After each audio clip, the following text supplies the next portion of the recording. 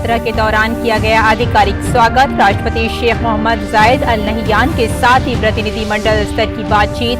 2 समझौता ज्ञापनों का भी किया गया आदान प्रदान।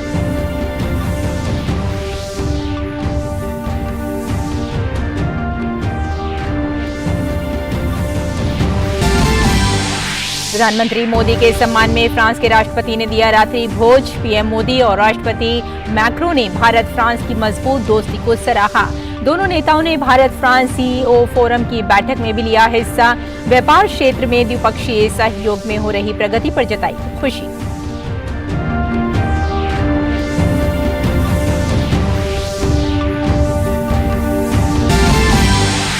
प्रधानमंत्री मोदी और राष्ट्रपति मैक्रों ने साझा वक्तव्य में भारत फ्रांस संबंधों की मजबूती पर दिया जोर। पीएम ने कहा, रक्षा सहयोग हमारे संबंधों का है एक मजबूत स्तंभ। फ्रांस की मशहूर हस्तियों ने प्रधानमंत्री से की मुलाकात।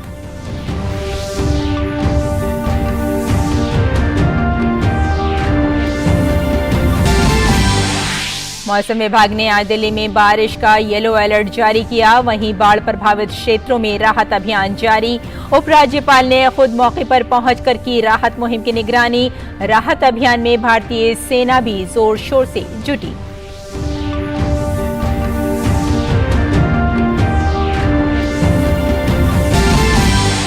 और विंबलडन में साल के तीसरे ग्रैंड स्लैम विंबलडन को आज मिलेगी नई चैंपियन। महिला एकल के फाइनल में आज ऑस्ट्रेबियोर का सामना चेक खिलाड़ी मार्केता वाड्राउसोवा से होगा। वहीं पुरुष एकल वर्ग के खिताब के लिए जोकोविच की भिड़ंत रविवार को कार्लोस अल्काराज से होगी।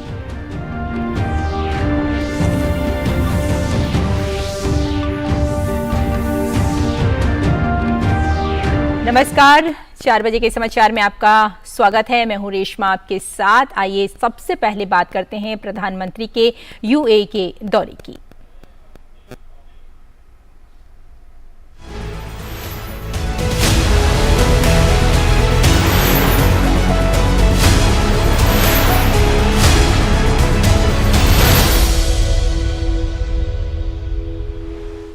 तो प्रधानमंत्री नरेंद्र मोदी फ्रांस का सफल दौरा संपन्न कर संयुक्त अरब अमीरात के दौरे पर अबू धाबी पहुंच गए हैं।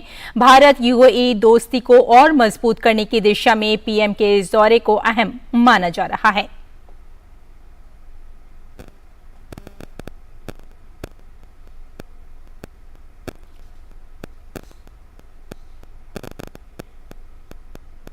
यूएई के एक दिन के दौरे पर अबू धाबी पहुंचे पीएम मोदी का आधिकारिक स्वागत किया गया। इस दौरान इसके राष्ट्रपति शेख मोहम्मद जायद अल नहियान भी मौजूद रहे। पीएम मोदी को इस दौरान गार्ड ऑफ ऑनर भी दिया गया। पीएम मोदी की ये यात्रा दोनों देशों के बीच मजबूत रिश्तों को नया आयाम देने वाली है। भारत यूएई व्यापक रणनीतिक साझेदारी लगातार मजबूत हो रही है और प्रधानमंत्री की ये यात्रा ऊर्जा, शिक्षा, स्वास्थ्य देखभाल, खाद्य सुरक्षा, फिनटेक, रक्षा और संस्कृति जैसे विभिन्न क्षेत्रों में इसे आगे बढ़ाने के साधनों की पहचान करने का अवसर है।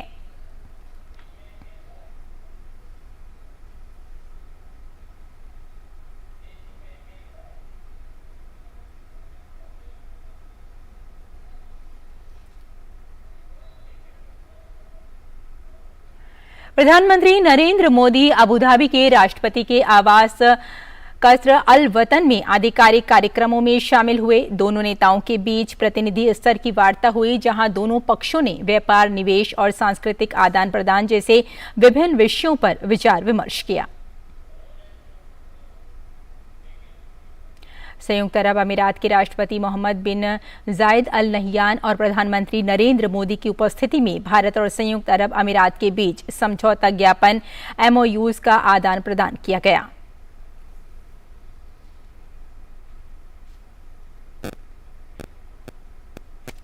प्रधानमंत्री नरेंद्र मोदी ने कॉप 28 और group CEO of Abu Dhabi national oil company के अध्यक्ष डॉक्टर सुल्तान अहमद अल जाबिर से मुलाकात की। इस बैठक का उद्देश्य ऊर्जा क्षेत्र में संबंध मजबूत करना और सहयोग के नए अवसरों की तलाश करना है।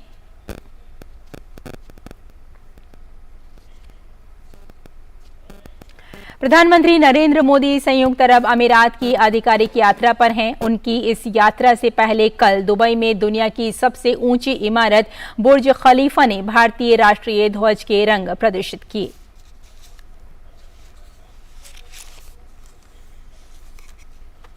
और प्रधानमंत्री के इस दौरे पर हमारे साथ जुड़ गए हैं तापस, हमारे संवाददाता। तापस, आपका स्वागत है। एक बार फिर से आपसे जानना चाहेंगे कि प्रधानमंत्री का यूएई का जो दौरा है वो काफी अहम माना जा रहा है कई मायनों में। क्या आपके पास फिलहाल अपडेट है? देखिए, एक जो एमओयू जो आरबीआई और जो सेंट्रल बैंक ऑफ यूएई के बीच में हुआ था, वो उसके बारे में बता सकता हूँ। वो इस वक्त ये एमओयू के कुछ मेजर पॉइंट्स आए हैं। दो एमओयू साइन हुए। एक है पहला कि एक लोकल करेंसीज यानी कि भारतीय इंडियन रुपीज, भारतीय रुपी और जो दिरहम है यूएई का, इन दोनों को यूज किया जाएगा क्रॉस बॉर्डर ट्रांजैक्शन के लिए। यानी कि एक दूसरे से अगर आप यूएई में आ रहे हैं तो आप भारतीय करेंसी यूज कर सकते हैं, और यूएई के लोग इंडिया जा रहे हैं तो वो अपना दिरहम यूज कर सकते हैं। और दूसरी चीज है कि cooperation for interlinking their payments and messaging system, यानी कि दोनों देशों की जो पेमेंट स्ट्रक्चर है, यानी कि यूपीआई कहिए या यूपीआई सिस्टम कहिए, उनको भी इंटरलिंक करने की कोशिश की जा रही है। उसमें जो पहला जो एमओयू है, जिसको थोड़ा सा विस्तार से जैसे मैंने बताया कि जो एईडी है यानी दिरहम है और जो हमारा इंडियन रुपी है, इसको किस तरीके से लोकल करेंसी को, इन दोनों को एक जैसे जब दोनों देशों के बीच में जब ट्रेडिंग की जाएगी तब उसमें इन दोनों करेंसी को यूज किया जाएगा। ये बहुत इंपॉर्टेंट है क्योंकि इससे पहले जब भी हम लोग बात करते हैं कि क्या कहते हैं ट्रेडिंग की बात की जाती है, तो एक जो नॉन करेंसीज है यानी वैश्विक जो खासतौर से जो नॉन करेंसीज है, यानी यूरो कहिए या फिर डॉलर कहिए, येन कहिए, ऐसी जो इंटरनेशनल करेंसीज है उनका जनरली यूज किया जाता है। लेकिन अब ये इसके जगह लोकल करेंसी में यूज किया जाएगा। उससे तो भारत की जो डॉलर जो है वो बचेगा। दूसरा जो अहम चीज है कि इंटरनेशनली भारत की जो करेंसी है उसको रिकॉग्नाइजेशन मिलेगा। ये दो बहुत अहम चीज है।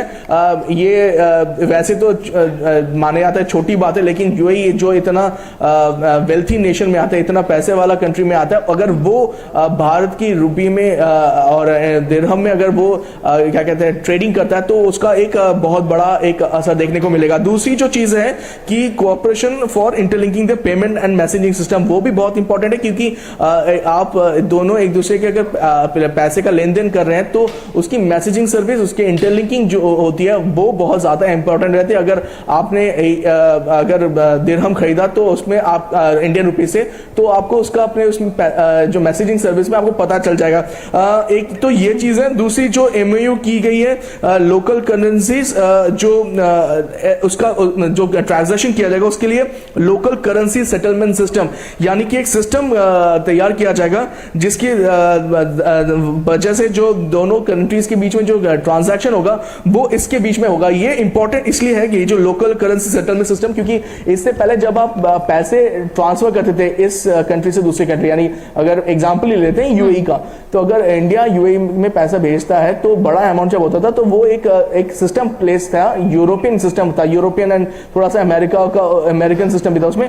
उसके वजह से वो जो गेटवे होता है, जो पेमेंट गेटवे, तो वो दूसरा था। लेकिन अब इसके वजह से जो लोकल करेंसी में जो होगा तो उसमें ये पर्टिकुलर सिस्टम आएगा, यानी कि लोकल करेंसी सेटलमेंट सिस्टम एक गेटवे रहेगा, और उससे इन दोनों के बीच में, यानी कि जो थर्ड पार्टी जो है वो नहीं रहेगा। ये दोनों खुद अपना एक पोर्टल तैयार होगा, उसके बीच में इन दोनों के बीच में, दोनों कंट्रीज के बीच में करेंसी ट्रांजैक्शन होगा। तो ये अपने आप में बहुत इंपॉर्टेंट चीज है। और इसके साथ साथ एक और चीज की जा रही है कि दो सेंट्रल बैंक्स ने एग्री ये किया है कि फास्ट पेमेंट सिस्टम जो कि भारत में यूपीआई के नाम से मशहूर है, और इंस्टेंट पेमेंट प्लेटफॉर्म जो कि यूएई में मशहूर है, इन दोनों को भी जोड़ा जाएगा। तो इससे एक तरह से यूपीआई पेमेंट जो है वो एक तरह से यूएई में भी एक सपना जो है वो सच होता दिखाएगा। जैसे कि अगर आप भारत में जिस तरीके से पेमेंट करते हैं मोबाइल के जरिए स्कैन करके, वैसा ही कुछ हमें यहाँ पे भी देखने को मिलेगा जब ये जो तकनीक है, ये जो इंटरलिंकिंग है इन दोनों कंट्रीज के बीच में, यानी कि यूपीआई भारत की तरफ से और आईपीपी यानी कि इंस्टेंट पेमेंट प्लेटफॉर्म जो है यूएई का, इन दोनों को जब एक साथ जोड़ा जाएगा तो उससे इन दोनों कंट्रीज को फायदा मिलेगा। तो ये एक बहुत अहम बात है। और ये एमओयूज तो और भी हुए हैं, लेकिन ये जो फाइनेंशियल एमओयू, फाइनेंशियल ट्रांजैक्शन का जो एमओयू है, ये शायद शायद एक बहुत आगे चल के ये भारत और यूएई के जो बिजनेसमैन हैं, जो ट्रेडर्स हैं, उनके लिए शायद एक बहुत बड़ा उनको मदद करेगा। बिल्कुल, यानी करेंसी की लेन देन की बात की जाए या यूपीआई की बात की जाए, दोनों देशों को और ज़्यादा करीब करेगा। लेकिन साथ ही साथ अगर हम आर्थिक साझेदारी की बात करें, तो व्यापक समझौते की बात करें, तो दोनों देशों के बीच काफ़ी हद तक समानता भी देखने को मिल रही है और काफ़ी एक दूसरे के करीब भी आ रहे हैं। तो इसमें किस तरह की बातचीत हो पाई है अभी तक? वैसे भी क्योंकि प्रधानमंत्री नरेंद्र मोदी ने काफ़ी शीर्ष जो नेतृत्व था उनसे भी मुलाकात की है। जी बिल्कुल, आपने कहा कि यहाँ पे जब आए प्रधानमंत्री मोदी तो उन्होंने एक एमओयू और भी साइन किया है, एक एजुकेशन और नॉलेज डिपार्टमेंट अबू धाबी में बनाने का, जो आईआईटी दिल्ली कैंपस यहाँ पे होगा उसके से। तो ये एक और इन्फॉर्मेशन आ रही है, India science MoU with education and knowledge department of Abu Dhabi for setting up IIT Delhi campus there. यानी कि आईआईटी दिल्ली का जो कैंपस है, अब आईआईटी दिल्ली में नहीं, यहाँ पे भी अबू धाबी में भी देखने को मिलेगा और यहाँ पे नॉलेज सेंटर ये तैयार होगा। तो यानी एक जमाना जो था जब हम लोग बाहर पढ़ने जाते थे, पढ़ाई के लिए बोलते थे कि विदेश में जाओ पढ़ाई करो, अब शायद वहाँ के बाहर के लोग Indian institute obviously Abu Dhabi में, लेकिन आईआईटी दिल्ली में पढ़ेंगे। तो एक अलग तरीके का एक अनुभव है। और दूसरी चीज है कि उन्होंने खुद ये कहा कि COP28 जो कि इस बार यूएई में होने वाला है और यूएई उसका प्रेसिडेंट डेजिग्नेट है, प्रधानमंत्री ने कहा प्रेसिडेंट यूएई को कि वो आना चाहेंगे, वो यहाँ पे आएंगे। और उन्होंने ये भी कहा कि जिस तरीके से, जिस इस्तकबाल से उनका स्वागत किया गया है और होता आया है पहले भी यूएई में, वो सच में दर्शाता है कि वो ये एक भाई के घर में आए हैं, एक भाई के साथ बात करें। तो एक जो बॉनहोमी, अंग्रेजी में एक शब्द है बॉनहोमी, एक दो दोस्ती जो इन दोनों मुल्क के जो राष्ट्रपति यूएई के और प्रधानमंत्री इंडिया के जो देखने को मिली है इन दोनों के बीच में, वो सच में ये इन दोनों मुल्कों को एक नई राह पे ले जाने के लिए एक बहुत बड़ा काम करेगी। बिल्कुल, कह सकते हैं कि शिक्षा के क्षेत्र में भी प्रधानमंत्री नरेंद्र मोदी यूएई में भी एक इस तरह के सेंटर कायम कर रहे हैं कि जिससे किसी भी तरह से कोई भी परेशानी का सामना ना करना पड़े किसी भी भारतीय को, और जो लोग वहाँ रह रहे हैं उससे भी। अगर हम यहाँ उनके विजन की बात करें, स्टेटमेंट की बात करें जो उन्होंने जारी किया था, कहा था कि भारत और संयुक्त अरब अमीरात के बीच नए क्षेत्रों की जो साझेदारी है और जो नए अवसर निकल कर आ रहे हैं, उससे भारत के जो लोग वहाँ रह रहे हैं उनको भी काफ़ी हद तक फायदा होगा। जी बिल्कुल, इसमें कोई दो राय नहीं कि यहाँ पे करीब 30 से 35% लोग जो है भारतीय मूल के हैं और वो बहुत मैटर करता है कि जिस तरीके से उनका वो लोग यहाँ पे यूएई की जो इकोनॉमी को उसको बढ़ाने में, उसको आगे ले जाने में एक अहम रोल दे रहे हैं, वो यहाँ के लोग भी उसको मानते हैं। दूसरी चीज़ें जैसे मैंने कहा कि दोनों देशों के बीच में बहुत ज़्यादा व्यापार हो, साझा व्यापार को आगे बढ़ाने के लिए पिछले साल एक कॉम्प्रिहेंसिव इकोनॉमिक पार्टनरशिप एग्रीमेंट जैसी यानी सेपा इसको साइन किया गया था दोनों देशों के बीच में। कहा गया था कि अगले 5 सालों में ये $100 बिलियन तक इन दोनों के बीच में जो ट्रेड है वो बढ़ जाएगा। और इंटरेस्टिंगली पिछले साल हुआ, लेकिन एक साल के अंदर ही करीब $85 बिलियन का ट्रेड हो चुका है। तो आप समझ सकते हैं कि एक साल के अंदर ऑलमोस्ट जो 5 साल का जो टारगेट था वो एक साल तक ऑलमोस्ट हो चुका है। तो अब आइडिया ये है कि इसको आगे ले जाए, सेपा को आगे ले जाए, ट्रेडिंग दोनों देशों में और ज्यादा बढ़े, खास तौर से जो नॉन पेट्रोलियम प्रोडक्ट जो है उसका अब कोशिश करें कि उसमें ज़्यादा से ज़्यादा वो बढ़ोतरी हो, क्योंकि मोस्ट ऑफ जो ज़्यादा ट्रेड जो होता है वो पेट्रोल प्रोडक्ट्स को लेकर होता है। तो अब कोशिश ये हो जा रही है कि नॉन पेट्रोलियम प्रोडक्ट्स पे भी भारत अगले 2030 तक करीब $100 बिलियन का ट्रेड कर पाए, और जो सर्विस सेक्टर है वो भी उसमें बहुत अहम भूमिका निभाएगा। बिल्कुल तापस, अगर हम प्रधानमंत्री नरेंद्र मोदी के विजन की बात करें तो जब भी हम देखते हैं उनका कोई भी दौरा हो तो वो जलवायु पर ज़रूर बात करते हैं, पर्यावरण पर ज़रूर बात करते हैं। तो क्या जलवायु और पर्यावरण को लेकर भी समझौतों पर कोई बातचीत हो पाई है?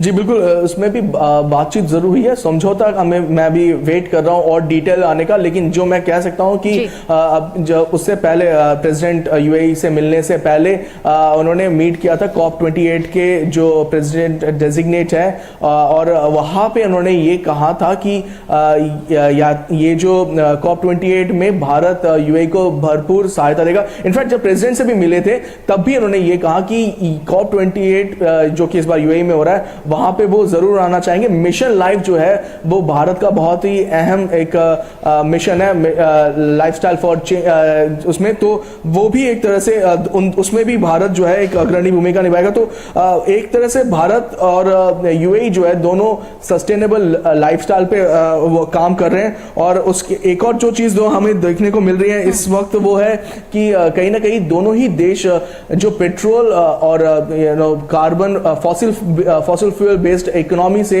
मूव आउट करने की कोशिश कर रहे हैं, ऑयल बेस्ड इकोनॉमी से मूव आउट करने की कोशिश कर रहे हैं, और कोशिश कर रहे हैं कि न्यू एनर्जी यानी कि रिन्यूएबल एनर्जीज जो है सोर्सेस है उनको और एक्सप्लोर करें, और दोनों ही देश इसमें काम कर रहे हैं। और इसी का ये भी एक चीज जो उन्होंने प्रधानमंत्री नरेंद्र मोदी ने पहले भी बात की है, और आज भी जब प्रेसिडेंट से मिले तब भी उन्होंने इस बारे में जिक्र जरूर किया था। बिल्कुल, दोनों देशों के बीच की एक बार फिर से बात करें तो एक बड़े पैमाने पर ग्रीन हाइड्रोजन का जो उत्पादन है इसकी भी बातचीत होने की उम्मीद थी। जी बिल्कुल, ये इस पे भी बातचीत है, और इनफैक्ट ये कंटिन्यूस प्रोसेस है क्योंकि दोनों ही देश इस पे काम कर रहे हैं। भारत का जो नेशनल ग्रीन हाइड्रोजन मिशन है और वैसा ही यूएई का भी एक है, तो दोनों ही देश इसमें काम कर रहे हैं क्योंकि क्लीन एनर्जी जो है वो बहुत जरूरी है। मैं बार बार कहता हूं कि क्लीन एनर्जी सिर्फ जैसे यूएई में तो ऑब्वियसली सोलर एनर्जी का बहुत बड़ा है, solar and wind power energy, India में भी वैसा है। लेकिन अगर हमें मूव करना, अगर हमें उसमें मोबिलिटी लेके आनी है तो मोबिलिटी किस तरीके से लेके आए, यानी कि अगर गाड़ी में अगर लंबे दूरी तक गाड़ी चल रही है, अभी जो गाड़ियां चल रही है वो पेट्रोल या फिर गैस ऑयल बेस्ड उस पर डिपेंडेंट है, तो अगर लंबे दूरी के तरीके तो शायद हाइड्रोजन बेस्ड जो फ्यूल सेल्स है वो शायद एक बहुत बड़ी भूमिका निभाएंगे। और शायद इसी वजह से हम देख पा रहे हैं कि भारत और यूएई दोनों ही बहुत ही स्ट्रांगली इस मिशन पे काम कर रहे हैं, हाइड्रोजन एनर्जी पे बहुत ज्यादा काम कर रहे हैं। और दोनों ही देश, हमें अभी वेट करना पड़ेगा कि क्या उस पर कोई MOU किया गया है कि नहीं, लेकिन ये मुझे पता है कि दोनों ही देश उसमें अलग से काम कर रहे हैं। और यहाँ पे जैसे नेशनल हाइड्रोजन मिशन है भारत का, वैसे ही उनका भी है, और दोनों ही देश एक दूसरे के साथ साझा कर रहे हैं इंफॉर्मेशन। बिल्कुल, ये कह सकते हैं कि संयुक्त अरब अमीरात का जो दौरा है काफ़ी अहम है और भी कई समझौतों पर बातचीत होने की अभी इम्कानात हैं। आपसे फिर से जुड़ने की कोशिश करेंगे और फिर से बातचीत करेंगे। फिलहाल अभी तक के लिए आपका बहुत बहुत धन्यवाद। फिलहाल बुलेटिन की जानिब लौटते हैं और कुछ और खबरों पर नजर डालते हैं कि इससे पहले आपको बता दें कि प्रधानमंत्री के फ्रांस दौरे पर वहां के राष्ट्रपति इमैनुअल मैक्रों ने पेरिस के लोवेरे संग्रहालय में प्रधानमंत्री मोदी के सम्मान में रात्रि भोज का आयोजन किया। फ्रांस के राष्ट्रपति और प्रथम महिला ब्रिगिट मैक्रों ने पीएम मोदी का स्वागत किया। इस अवसर पर पीएम मोदी ने कहा कि पिछले 25 वर्षों में दुनिया को कई उतार चढ़ाव और चुनौतीपूर्ण समय का सामना करना पड़ा था, लेकिन फ्रांस और भारत के बीच दोस्ती बनी रही। प्रधानमंत्री ने कहा कि हम न केवल दोनों देशों के कल्याण में बल्कि विश्व शांति और सुरक्षा में भी योगदान दे रहे हैं। उन्होंने कहा कि हमारी साझेदारी वैश्विक भलाई के लिए एक शक्ति है।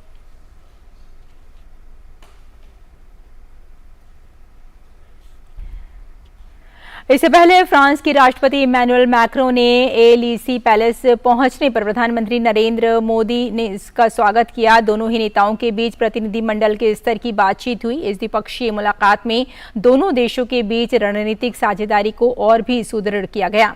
प्रधानमंत्री ने फ्रांस के राष्ट्रीय दिवस पर बतौर विशिष्ट अतिथि के तौर पर शिरकत करने का गौरव को क्षण बताया।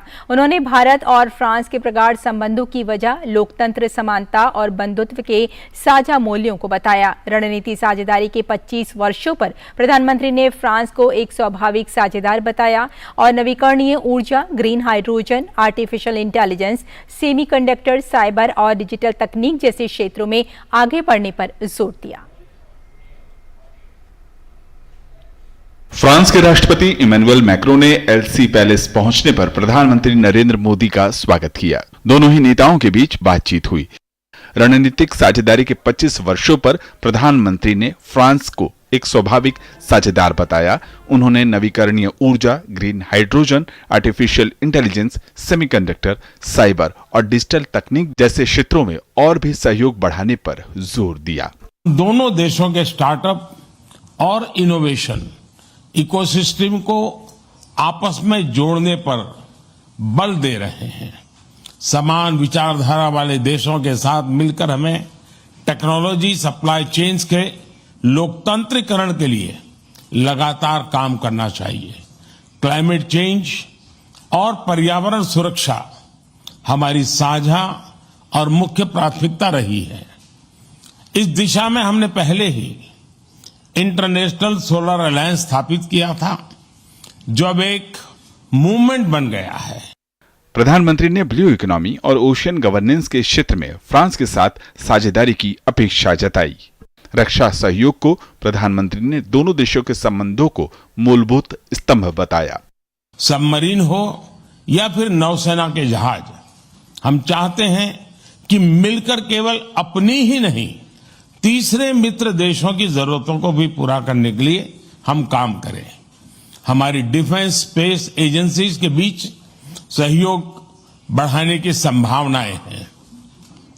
फ्रांस की कंपनियों द्वारा MRO facilities, spare parts, helicopter के लिए इंजन का प्रोडक्शन भी भारत में किए जाने पर हम आगे बढ़ रहे हैं। नागरिक परमाणु सहयोग, अंतरिक्ष और नौवहन क्षेत्र में आगे बढ़ने की भी बात कही। यूक्रेन युद्ध और कोविड-19 महामारी के नकारात्मक प्रभाव की बात प्रधानमंत्री ने एक बार फिर दोहराई। उन्होंने कहा कि डायलॉग और डिप्लोमेसी के जरिए ही हल निकाला जा सकता है। साथ ही उन्होंने कहा कि स्थायी शांति के लिए भारत हर प्रयास करने के लिए तैयार है। हमारा मानना है कि सभी विवादों का समाधान डायलॉग और डिप्लोमेसी के माध्यम से होना चाहिए। भारत स्थायी शांति की बहाली में योगदान देने के लिए तैयार है। आतंकवाद के विरुद्ध लड़ाई में भारत और फ्रांस हमेशा साथ रहे हैं। हम मानते हैं कि क्रॉस बॉर्डर टेररिज्म को समाप्त करने के लिए ठोस कार्रवाई की आवश्यकता है। फ्रांस के राष्ट्रपति ने बैस्टिल डे पर भारतीय मार्चिंग दस्ते की शिरकत को सराहा। उन्होंने भारत के साथ साझेदारी को आगे बढ़ाने पर जोर दिया। साथ ही उन्होंने भारत प्रशांत क्षेत्र में शांति, सुरक्षा, स्थिरता और अंतर्राष्ट्रीय कानून के पालना पर जोर दिया और दोनों ही देशों के बीच एक रोड मैप पर काम करने की बात कही। हमारे जो सामरिक हित हैं वो उसका अभिसरण हम इंडो पैसिफिक तक जाता है, क्योंकि हमारे एक ही दृष्टिकोण है इसके बारे में। हम आधिपत्य से लड़ना चाहते हैं। हम हमारे सशस्त्र बल नियमित बातचीत कर रहे हैं और पूरी योगदान कर रहे हैं ताकि जो शांति है और सुरक्षा है इस क्षेत्र में बनाई रहे और अंतर्राष्ट्रीय कानून का सम्मान रहे। यात्रा के दौरान प्रधानमंत्री मोदी ने फ्रांस की विशेष हस्तियों से भी मुलाकात की, जिसमें फ्रांस के अंतर्राष्ट्रीय लग्जरी ब्रांड शनेल की सीईओ लीना नायर, फ्रांस के एरोस्पेस इंजीनियर और पायलट थॉमस प्रिस्केट और वयोवृद्ध प्रसिद्ध योग प्रशिक्षक शार्लेट शोपा भी शामिल रहीं। भारत फ्रांस सीईओ सम्मेलन में भी प्रधानमंत्री ने हिस्सा लिया। कंपनियों के मुख्य कार्यकारियों से उन्होंने मुलाकात की। पीएम मोदी ने कहा कि भारत फ्रांस के संबंधों में बिजनेस लीडर्स का भी एक बड़ा योगदान रहा है। आपसी विश्वास और करीबी साझेदारी की इस शानदार यात्रा में आप जैसे बिजनेस लीडर्स का बहुत बड़ा योगदान रहा है। मैं चाहूंगा कि सभी साथी मिलकर के हम दोनों देशों की जो यात्रा है उसको गति दें और अधिक सामर्थ्य दें। पीएम मोदी के फ्रांस दौरे के दौरान ये तय हुआ है कि दोनों देश मिलकर रिश्तों का नया अध्याय लिखेंगे, तो साथ ही साथ ये भी तय किया गया है कि साथ मिलकर तीसरे देश के लिए रक्षा उत्पादन करेंगे, तो हिंद प्रशांत क्षेत्र में दोनों देश अपनी साझेदारी को भी बढ़ाएंगे। कैमरामैन कृष्ण कुमार राणा के साथ सुधाकर दास, डीडी न्यूज, पेरिस। फ्रांस की कई जानी मानी हस्तियों ने प्रधानमंत्री मोदी से पेरिस में मुलाकात की। उन्होंने पीएम मोदी से मुलाकात को अपने लिए सम्मान की बात बताया। The strength that is really uncommon and the determination to convince the people talking with him is really impressive. And I think he's here to celebrate this partnership between France and India. And I think it's on one of the very important moments that we are going through history now. It was a great honor for me and the Assembly because I am a very young member of Parliament, so it was very impressive to benefit with such a great man and with the experience as a leader of the great nation which is India. So it was a great honor, and we have discussed about ecology, economy, globalization. I announced the issue of the cultural unity between France and India. विदेश सचिव विनय मोहन क्वात्रा ने एक press वार्ता में बताया कि प्रधानमंत्री मोदी को फ्रांस यात्रा के दौरान अभूतपूर्व ढंग से सम्मानित किया गया। भारत और फ्रांस के बीच विभिन्न क्षेत्रों में सहयोग के लिए बनी सहमति का जिक्र करते हुए विदेश सचिव ने कहा कि दोनों देशों ने इसके लिए विस्तृत रूपरेखा तैयार की है। विदेश सचिव ने कहा कि दोनों देशों ने सुरक्षा और संप्रभुता के क्षेत्र में सहयोग का खाका तैयार किया है। Partnership for security and sovereignty. It takes a very, I would say, comprehensive approach to how India and France would approach their partnership in the space of security and sovereignty. It doesn't look at individual transactions. It doesn't even look at individual segments of it, but it looks at security in the widest possible perspective, reduces it into what specific things could be achieved by the two countries. विदेश सचिव ने बताया कि विज्ञान, तकनीकी और अकादमिक सहयोग पर भी दोनों देशों के बीच सहमति बनी है। इसको लेकर दोनों देशों ने विस्तृत रूपरेखा बनाई है। Science, technology and academic cooperation between research institutions between the two countries, which then again breaks itself down into scientific cooperation, critical technologies, health cooperation, cyber cooperation, digital regulatory framework engagements, cooperation in digital technologies specifically. विदेश सचिव ने कहा कि दोनों देश सभी क्षेत्रों में सहयोग को बढ़ाने की दिशा में काम कर रहे हैं। उन्होंने बताया कि हिंद प्रशांत में भारत फ्रांस साझेदारी के लिए दोनों देशों ने रोड मैप तैयार किया है।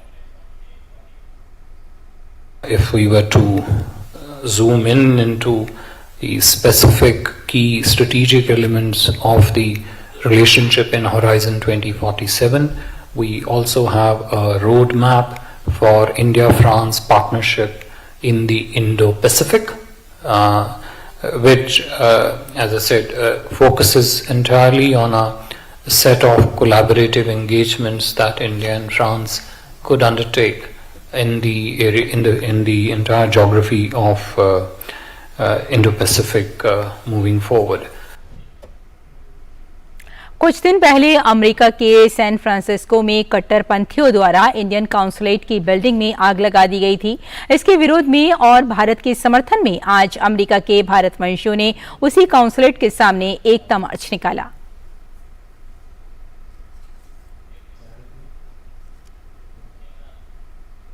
विधि आयोग ने समान नागरिक संहिता पर सुझाव देने की समय सीमा 2 सप्ताह बढ़ा दी है। कमीशन ने राय देने की अंतिम तिथि अब 28 जुलाई तय कर दी है।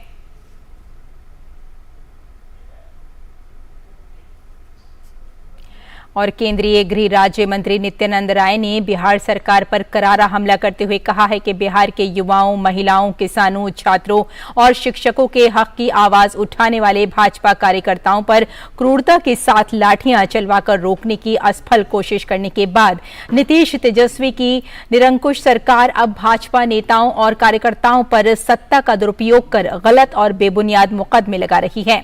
उन्होंने चेतावनी देते हुए कहा कि नीतीश तेजस्वी गांठ बांध कर रख लें कि भाजपा कार्यकर्ता ना तो इस बर्बर और निरंकुश सरकार की लाठियों से पीछे हटने वाले हैं और ना ही इनके द्वारा लगाए झूठे मुकदमों से रुकने वाले हैं। उन्होंने कहा कि बिहार की जनता के हक की लड़ाई लड़ना हमारा संकल्प है। बिहार के लोग अपराध राज, भ्रष्टाचार, दमनकारी और विकास विरोधी महागठबंधन सरकार से मुक्ति चाहते हैं। केंद्रीय गृह राज्य मंत्री ने कहा कि बिहार से आरजेडी जेडीयू सरकार के अपराध राज, भ्रष्टाचार, दमनकारी सोच के खिलाफ भाजपा की लड़ाई अब रुकने वाली नहीं है। महागठबंधन सरकार की जन विरोधी नीतियों के खिलाफ ये लड़ाई न रुकने वाली है और न ही इसे नीतीश तेजस्वी की सरकार रोक पाएंगे। उन्होंने कहा कि बिहार के युवाओं, महिलाओं, किसानों, छात्रों व शिक्षकों के अधिकारों की लड़ाई जारी रहेगी। नित्यानंद राय ने दावा किया कि जनता के बीच अपने खिलाफ भारी आक्रोश के कारण बिहार की ये निकम्मी, भ्रष्ट और अपराधियों को संरक्षण देने वाली सरकार हताशा में है।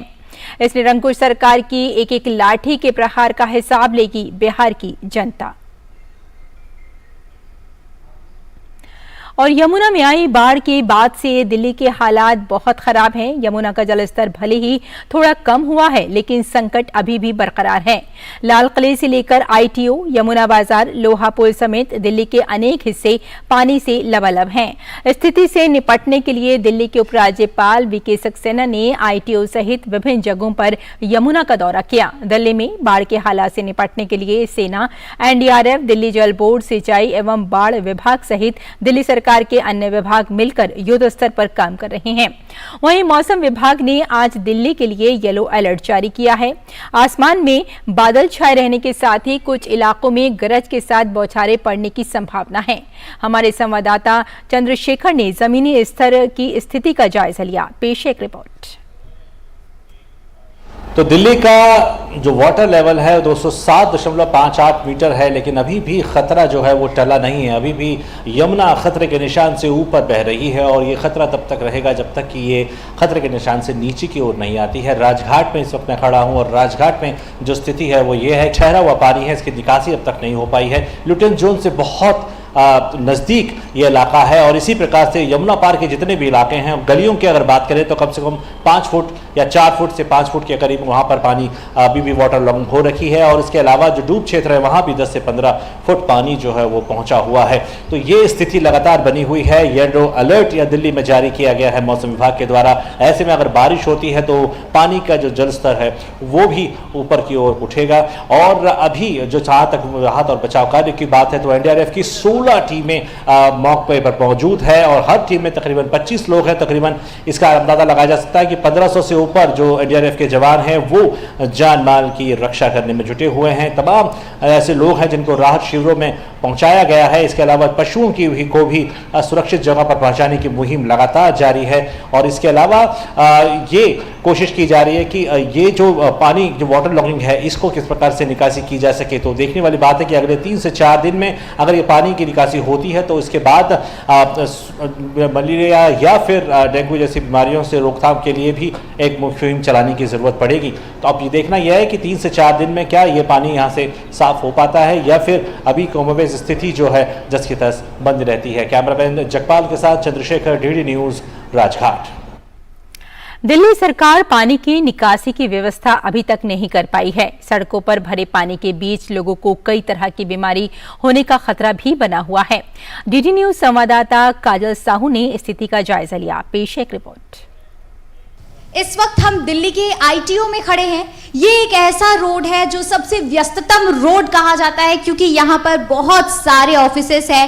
सेल टैक्स ऑफिस है, आईटीओ ऑफिस है, आयकर विभाग का ऑफिस है, ऐसे बहुत सारे तमाम सरकारी ऑफिसेस, चाहे वो केंद्र सरकार का हो चाहे वो दिल्ली सरकार का हो, ऑफिसेस यहाँ पर है। ये एक बड़ा एरिया माना जाता है। ICAI का भी यहाँ पे इंस्टीट्यूट है।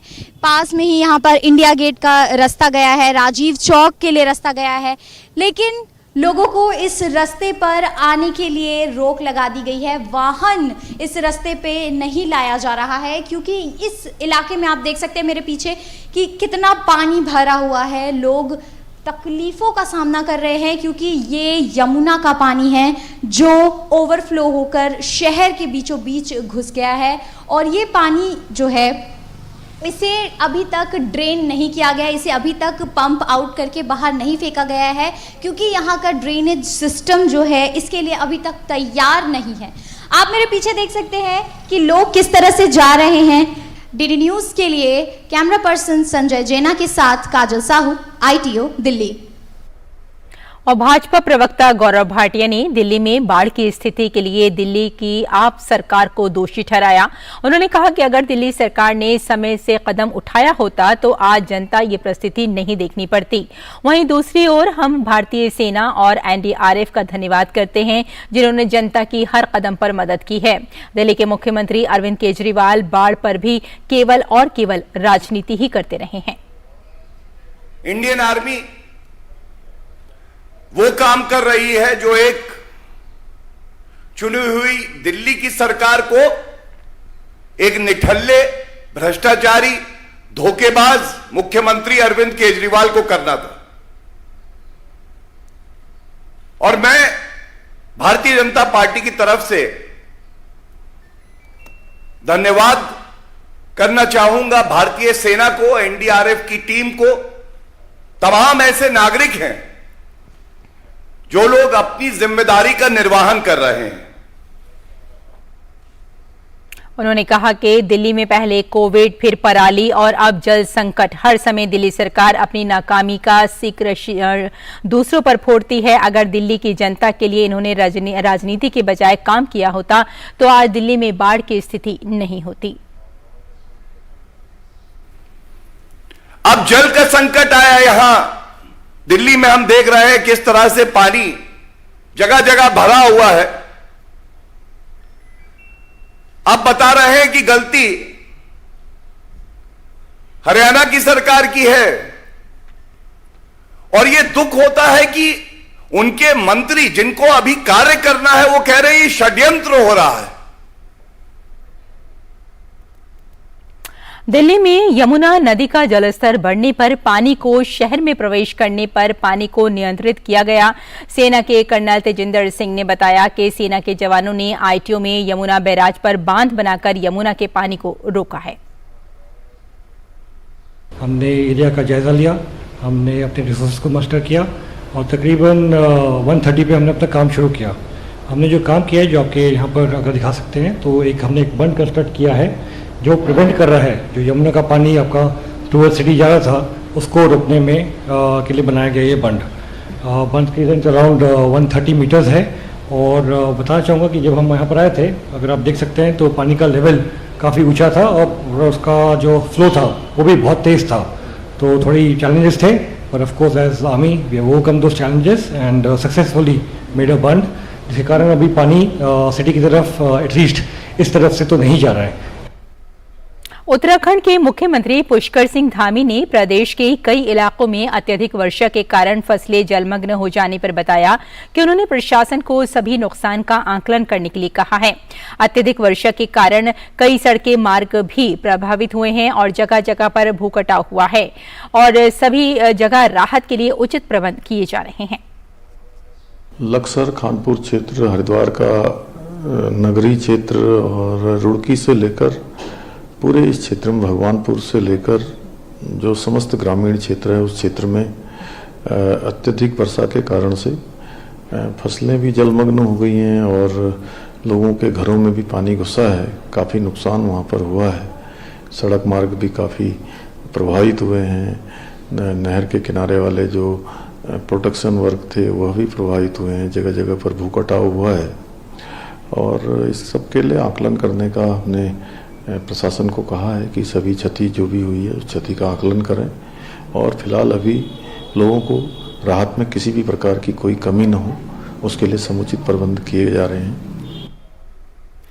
मुख्यमंत्री योगी आदित्यनाथ ने उत्तर प्रदेश के गोंडा में बात करते हुए बाढ़ की संभावनाओं के चलते सरकार द्वारा की गई तैयारियों की जानकारी दी। उन्होंने कहा कि हमने आपदा को लेकर अपनी पूरी तैयारी की है। मुख्यमंत्री योगी आदित्यनाथ ने कहा कि हम पूरी तरह से सतर्क हैं और कार्य कर रहे हैं। लगभग 28 बाढ़ चौकी अभी से प्रस्तावित करके उनको तैयार करने का कार्य किया गया है। स्वास्थ्य विभाग, राहत आयुक्त विभाग के साथ साथ क्षेत्र प्रभावित हो सकता है, वहां पे नौकाओं की व्यवस्था के अलावा अन्य सभी प्रकार की जरूरी सामग्री के बारे में भी अभी यहाँ पर प्रशासन के साथ बातचीत हुई और प्रशासन ने पहले से ही इसके बारे में अपनी तैयारियां पूरी कर ली हैं। हमें विश्वास है कि यहाँ पर जनधन की हानि को हम लोग किसी भी आपदा से बचाव करने के लिए आज यहाँ पर उसकी पूरी तैयारी रहेगी और आने वाले समय में किसी भी संभावित खतरे से बचाव के बारे में हम लोग पूरी तरह सतर्क हैं।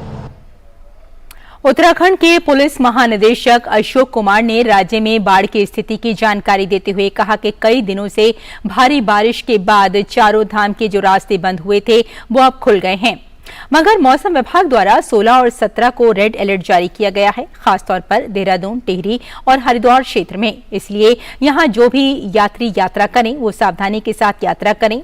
वहीं लक्सर क्षेत्र में 60 गांव बाढ़ से प्रभावित हैं। अच्छी खबर यह है कि अभी तक किसी भी जानहानि की खबर नहीं है। हमारी सभी टीमें लगी हुई हैं और जितना भी राहत कार्य किया जा रहा है वो सब आसानी से हो रहा है। चार धाम यात्रा के रूट तो अभी सारे खुल गए हैं। जो 10 और 11 की भारी बारिश में कुछ रास्ते बंद हुए थे, चारों जगह चारों धाम के रास्ते बंद हो गए थे, वो तो खुल गए हैं। किंतु अभी मैं देख रहा था कि फिर से 16 और 17 में मौसम विभाग का रेड अलर्ट है, खासकर देहरादून, टिहरी, हरिद्वार क्षेत्र में। तो अभी भी मतलब जो यात्री यात्रा करें तो उनको संभाल के ही यात्रा करने की जरूरत है। लक्सर क्षेत्र में हमारे 60 गांव बाढ़ से प्रभावित हैं। गनीमत है कि अभी तक कोई कैजुअल्टीज नहीं है। हमारी SDRF, NDRF, PAC, जल पुलिस सभी टीमें लगी हुई हैं और जितना भी राहत कार्य किया जा सकता है वो सब कर रही है। उत्तर प्रदेश के मेरठ में गंगा नदी का जलस्तर बढ़ने से 15 गांवों में बाढ़ जैसी स्थिति उत्पन्न हुई। सड़कों पर पानी की तेज धारा बहती हुई दिखाई दी। और आपको बता दें कि जो वीडियो अभी आप देखेंगे ये वीडियो कल की है।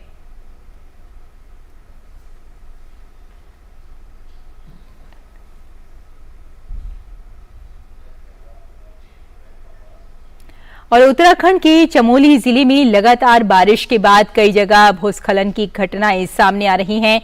जिले में हुई ताजा घटना में पहाड़ी से पत्थर और मलबा गिरने के कारण बद्रीनाथ राष्ट्रीय राजमार्ग पर सड़क अवरुद्ध हो गई है।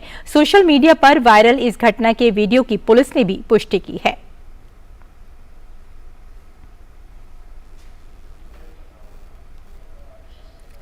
केंद्रीय मंत्री अनुराग सिंह ठाकुर ने हिमाचल प्रदेश के हमीरपुर जिले में बाढ़ प्रभावित इलाकों का दौरा किया। उन्होंने जिले में बारिश और बाढ़ से हुए नुकसान का निरीक्षण किया। अनुराग ठाकुर ने बाढ़ प्रभावित इलाके में स्थानीय लोगों से मिलकर उनकी समस्याओं को समझा और कार्यवाही के निर्देश दिए। पिछले कुछ दिनों से हो रही भारी बारिश के कारण असम में बाढ़ की स्थिति गंभीर बनी हुई है।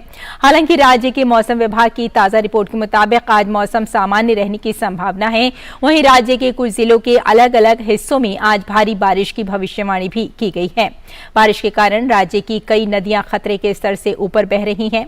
ताजा रिपोर्ट के मुताबिक बाढ़ से प्रभावित जिलों की संख्या बढ़कर 17 हो गई है, जिनमें बक्सा, बिस्वनाथ, बोंगईगांव, चिरांग, धेमाजी, डिब्रूगढ़, गोलाघाट, नलबाड़ी, तिनसुकिया, जोरहाट, माजुली, नागांव, शिवसागर, लखीमपुर, कोकराझार, नलबाड़ी शामिल हैं।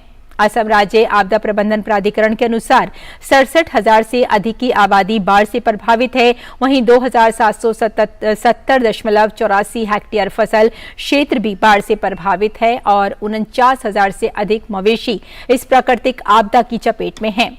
कल 10 नाव तैनात की गईं और 65 लोगों को बाढ़ वाले इलाके से निकाला गया। कल 78 राहत केंद्र खोले गए, जिनमें 59 राहत वितरण केंद्र और 19 राहत शिविर हैं। 24 मेडिकल टीमें तैनात की गईं। NDRF, SDRF समेत स्थानीय प्रशासन की टीमें लगातार बाढ़ की स्थिति पर नजर रख रही हैं। इस साल अब तक असम में बाढ़ से मरने वालों की संख्या 7 हो गई है।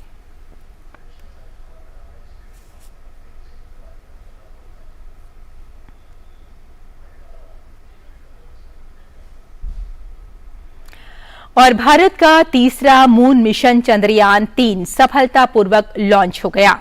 चांद तक पहुंचने में चंद्रयान 3 को 1.5 महीने से ज्यादा का समय लगेगा।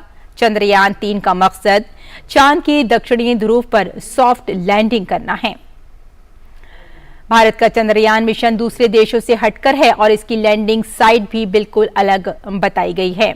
भारत का तीसरा मून मिशन है ये। चंद्रयान 3 की लैंडिंग के लिए दूरस्थ पॉइंट अपोजी को चुना गया है। और आपको बता दें कि डीडी न्यूज के साथ खास बातचीत के दौरान कहा गया कि भारत का चंद्रयान मिशन दूसरे देशों से हटकर है, इसकी लैंडिंग साइट भी बिल्कुल अलग है। We have perfected this approach of moving from Earth to Moon in a different manner than that done by others. This process we started doing in Chandrayaan-1. First, place the satellite or the Chandrayaan in an elliptical orbit around Sun, which is almost equivalent to a geosynchronous transfer orbit. Then slowly raise its orbit, the farthest point called the apogee, towards Moon, the likely point of Moon. So this is done. This will be done in the next coming days. So we will raise the apogee, also perigee a little bit, so as not to re-enter the Earth. Then this is done extremely by good calculations are done. And after this is raised, then finally we call a trans-lunar injection will take place, and that is currently scheduled on 1st of August. And with that, it will start its journey towards Moon. It will take about 4-5 days. And once the Chandrayaan-3 travels towards the Moon direction, Moon also will reach there. So we calculate both reaching there at the same time. So finally, it will be grabbed by the gravity of Moon. But we have to reduce the speed a little bit by firing the engines on the Chandrayaan-3. Then it will be captured as an orbital body around Moon in an elliptical orbit. Then there also we do calibration, measurement, etc. And finally that orbit will be reduced to 100 by 100 kilometer circular orbit. And that will be happening towards the end of August. And after that we do calibration, measurement, etc. and check everything, including its propulsion system. Then finally on the designated day of where we can land on the designated landing site, that is possibly on 23rd of August, we do the retardation or the reduction of the velocity to reduce from 100 km to 30 km and further to touchdown. So this is a continuous process that will happen in the next 40 days plus, and we are hoping that everything will go well. ISRO के chairman S Somnath ने बताया कि चंद्रयान 3 के lander में ऐसे instrument लगे हुए हैं जो मून की निचली सतह के वातावरण का पता लगाएंगे, साथ ही चांद की निचली सतह की जांच करेंगे, जबकि इसका रोवर तस्वीरें खींचकर धरती पर चंद्रयान 2 के ऑर्बिटर के जरिए धरती पर भेजेगा। We have instruments on the lander which is specifically designed to look at the lower atmosphere characteristic or electrical behavior of the small atmosphere. We also have instrument that will be put to drop down the surface of the moon, which will measure the quake characteristic or the internal characteristic like vibration, etc. on the surface of the moon. Then we have a retroreflector which is placed precisely on the surface of the moon and on the lander to measure the distance, which is a NASA supplied retroreflector. Then the rover will come out after a certain assessment. Then rover's solar panel will be deployed. It will come down on the surface of the moon and move around the moon and then do two important scientific experiments to look at the structure of the elemental structure of the moon surface by doing a laser ablation and spectroscopic measurement of the elemental composition of the surface, and also an alpha particle and X-ray induced fluorescence, and then measuring the elemental properties of the surface. So these are the two important measurements that will be done using the rover. ISRO के chairman S Somnath ने अपनी बातचीत के दौरान कहा कि चंद्रयान 3 के जरिए चांद के दक्षिणी ध्रुव तक पहुंचने की कोशिश है। ऐसा अंदाजा है कि हमेशा छाया में रहने और तापमान कम होने की वजह से यहां पानी और खनिज हो सकते हैं। इसकी अहमियत को देखते हुए ही दूसरे देश भी यहां तक पहुंचना चाहते हैं। A place where this is reasonably higher level of flatlands where the landing would be better, and we wanted to do it more closer to the South Pole. So this is the criteria for selection. That all of us understand that equator has illumination, sun illumination, and it is better to be there because any day we can land because of the illumination possibility. Whereas when you go southward, the illumination comes down and power generation becomes an issue, landing orientation becomes an issue. So it is more riskier to go to South Pole. But the scientific interest is more in the South Pole, primarily because the sun is taking away all the water if at all is there, and we know that if sun illumination is not there, some of the permanently shadowed zones will have some additional information that could find out. So there is a scientific interest. Many nations are targeting to go to southern directions and explore that. और भारत की G20 की अध्यक्षता में तीसरी शेरपा बैठक कर्नाटक के हम्पी में जारी है। हम्पी में तुंगभद्रा नदी के पास विश्व धरोहर स्थल पर आयोजित इस 3 दिन की बैठक की अध्यक्षता भारत की G20 के शेरपा अमिताभ कांत कर रहे हैं। बैठक में देश विदेश से आए प्रतिनिधियों ने हम्पी में भव्य प्राचीन शहर की सांस्कृतिक विरासत और इमारतों को देखा और भारतीय संस्कृति और परंपरा से मंत्रमुग्ध हुए। देश विदेश से आए प्रतिनिधियों ने भारतीय संस्कृति और परंपरा से मंत्रमुग्ध होकर अपनी खुशी जाहिर की। So beautiful, it's so well maintained. It's larger than I expected as well. And look at this image. We have a beautiful site here. There's a rainbow. It's beautiful. I'm impressed, but it's not like I'm surprised because every time I've been to India so far, it's been positively impressive. So the G20 presidency has been doing an excellent job of portraying the rich culture or heritage that you have in India. So it's my 4th time in India so far already for G20 business, and every time, as I say, I've been positively surprised. So yeah, I'm very much impressed by Hampi. No, this is a very impressive place to visit, and very grateful to our Indian hosts for showing us what was an empire several centuries ago. And it's also a good way to learn lessons from the history, and we're very impressed and very grateful to be here. केंद्रीय मंत्री जितेंद्र सिंह ने चेन्नई में Chandrayaan 3 mission पर पत्रकारों के सवालों का जवाब देते हुए कहा कि मुझे लगता है कि इसके नतीजे भारत के लाभ के लिए कई सत्रों को पार करने वाले हैं। अंतरिक्ष प्रौद्योगिकी ने भारत को एक अग्रणी वैश्विक खिलाड़ी के रूप में स्थापित कर दिया है। अंतरिक्ष क्षेत्र चिंतित है क्योंकि चंद्रयान श्रृंखला को चंद्रमा की सतह पर पानी की खोज का श्रेय दिया जाता है। भले ही हमने अपनी अंतरिक्ष यात्रा अन्य देशों की तुलना में बहुत बाद में शुरू की, लेकिन जो लोग हमसे पहले उतरे थे वो उन निष्कर्षों को प्राप्त नहीं कर सके जो चंद्रयान ने प्राप्त किए थे। चंद्रयान 3 उन प्रयोगों का विस्तार करने जा रहा है जो भविष्य में चंद्रमा पर मानव निवास की संभावना के संकेत देते हैं। Going to be at multiple levels to the benefit of India. A, that it has placed India as a leading global player as far as space technology is concerned, space sector is concerned. Because Chandrayaan series is credited with the discovery of water on the surface of moon, even though we started our space journey much later than the other countries. But those who had landed before us could not procure those findings which were obtained by Chandrayaan. And now this Chandrayaan 3 is going to extend those experiments which indicate or which hint at the possibility of human habitat on moon, maybe later in the future. So that is why now it is landing at the South Polar area, which is the first time any spaceship from any country is landing, which has craters of water. Will give it freedom to experiment more extensively about the presence of oxygen, also presence of hydrogen. केंद्रीय मंत्री नरेंद्र सिंह तोमर मध्य प्रदेश विधानसभा चुनाव के प्रबंध समिति के संयोजक बनाए गए। भाजपा अध्यक्ष जेपी नड्डा ने केंद्रीय कृषि एवं किसान कल्याण मंत्री को मध्य प्रदेश में होने वाले आगामी विधानसभा चुनाव के लिए प्रदेश चुनाव प्रबंधन समिति का संयोजक नियुक्त किया है। भाजपा का कहना है कि ये नियुक्ति तत्काल प्रभाव से लागू होगी।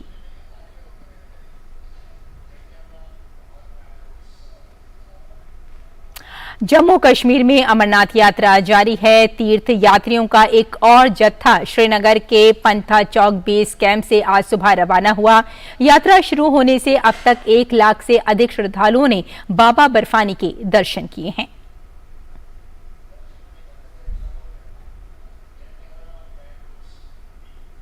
वैसे तो देश भर में तरह तरह के और कई प्रजातियों के आम बाजार में देखने को मिलते हैं, लेकिन इस बार उत्तर प्रदेश आम महोत्सव में ऐसे आम देखने को मिले जिसको देखने के लिए सिर्फ लखनऊ से ही नहीं बल्कि पूरे प्रदेश से बड़ी संख्या में लोग आए। गजानन और योगीराज आम के नाम की ही तरह ये आम खाने में भी उतने ही स्वादिष्ट हैं और देखने में भी अपने नामों की तरह ही हैं। राजधानी लखनऊ के पारा रोड पर स्थित योग विहार बाग में सतीश चंद्र शुक्ला द्वारा 170 से भी अधिक प्रजातियों के आम का उत्पादन किया जाता है, जिसमें हर आम की अपनी एक अलग ही खासियत है।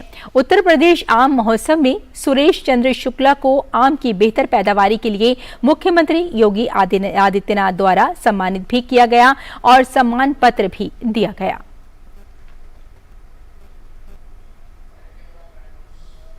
उत्तर प्रदेश में सहायता प्राप्त विद्यालयों की स्थिति को सुधारने के लिए राज्य सरकार द्वारा समय समय पर कई कदम उठाए गए। राज्य सरकार द्वारा शुरू की गई एक अलंकार योजना है, जिसका काफी सकारात्मक परिणाम देखने को मिल रहा है। आइए देखते हैं ये ग्राउंड रिपोर्ट।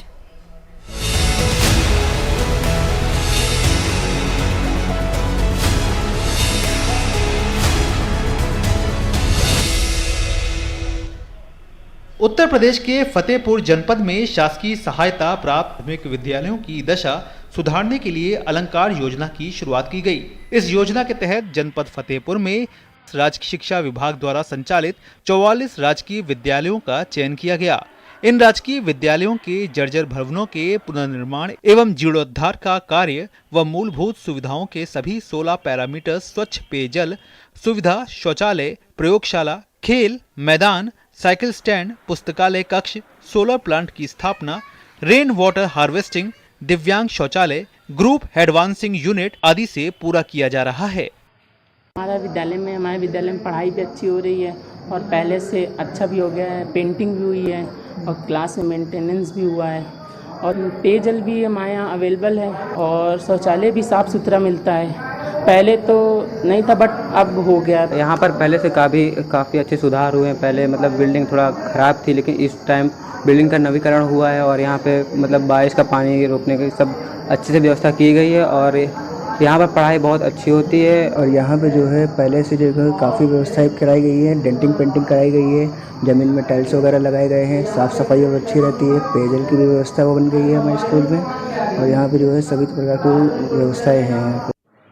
फतेहपुर जिला के विद्यालय निरीक्षक अनुराग श्रीवास्तव ने बताया कि प्रोजेक्ट अलंकार योजना राजकीय विद्यालयों के जीर्णोद्धार और सुविधाओं की कमियों को पूरा करने के उद्देश्य से शुरू किया गया है।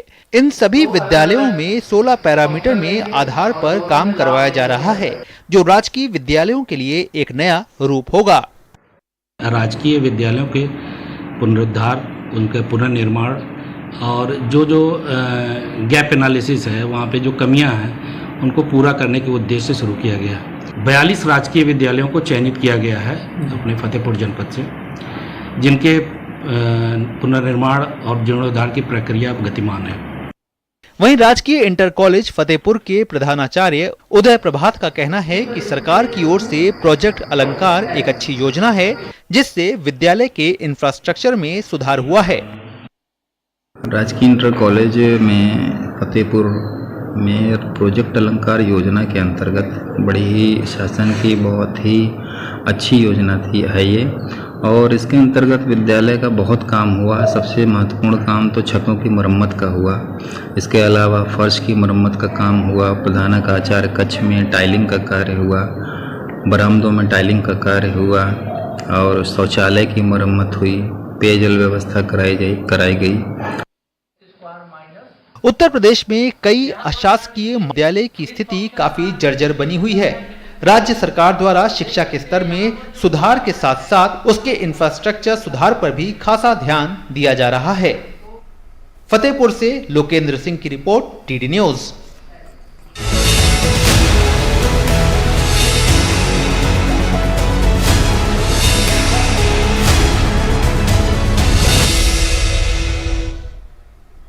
तो इस बुलेटिन में फिलहाल इतना ही। अनुमति दें, नमस्कार।